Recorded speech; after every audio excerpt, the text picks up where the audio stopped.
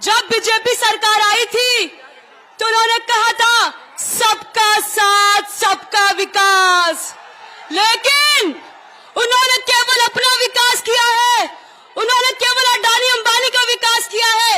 इन्होंने अनेक वादा किया था। पहला वादा था कि 2 करोड़ नौकरी देंगे पर ईयर। क्या किसी को नौकरी मिली?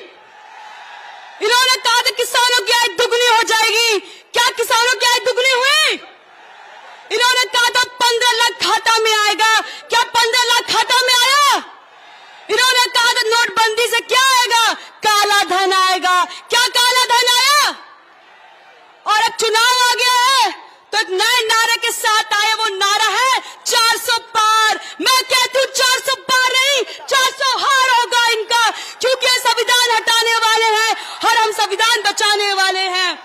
प्रधानमंत्री मोदी जी को इतना गुरूर है, इतना घमंड है कि उनका देश विदेश में नाम डंका बज रहा है, लेकिन जब वोट लेने की बारी आती है ये धर्म के नाम पे वोट मांगते हैं, हिंदू मुस्लिम के नाम पे वोट मांगते हैं, नफरत की राजनीति करते हैं। मैं कहती हूँ मेरी जनता इनको जवाब देंगी। 14 में आए हैं, 24 में जाएंगे।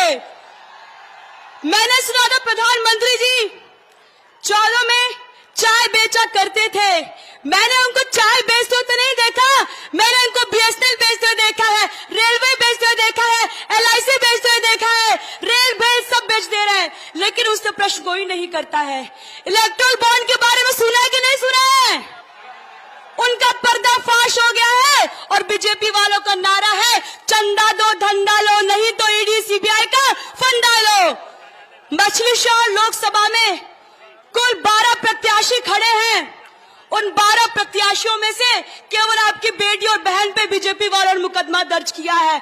मैं कहती हूँ 4-5 केस और दर्ज कर दीजिए। मैं तो वकील हूँ सुप्रीम कोर्ट की, अपना केस मैं खुद ही लड़ लूंगी। इस देश में न हिंदू खतरे में है, इस देश में न मुसलमान खतरे में है। धर्म का चश्मा हटाइए, आज हमारा संविधान खतरे में है। मैं आपको यही कहूंगी, यहाँ पे किसी को किसी से दिक्कत नहीं, नफरत नहीं है। इस देश को खतरा है तो बीजेपी वालों से खतरा है। ये बीजेपी वाले कहते हैं कि संविधान बदल देंगे।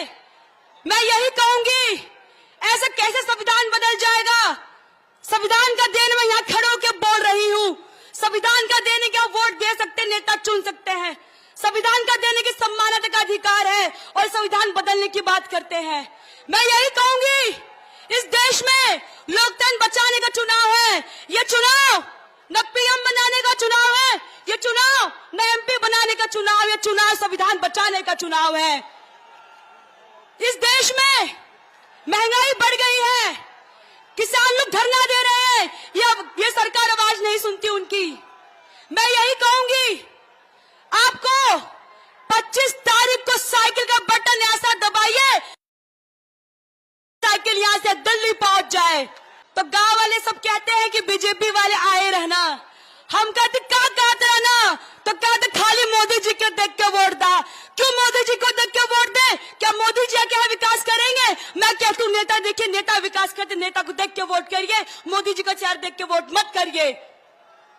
इस समय हमारे किसान भाई इस देश में धरना दे रहे थे, जब ये कुछ नहीं बोलते हैं। मैं यही कहूंगी, ये बीजेपी वाले डर गए हैं और इनको डर का डर लग रहा है इनको। मैं यही कहूंगी, इनके नेता खटाखट यहाँ आ रहे मछली शहर में। मैं आपसे यही कहूंगी 25 तारीख को साइकिल का बटन दबना चाहिए। दबना चाहिए कि नहीं दबना चाहिए?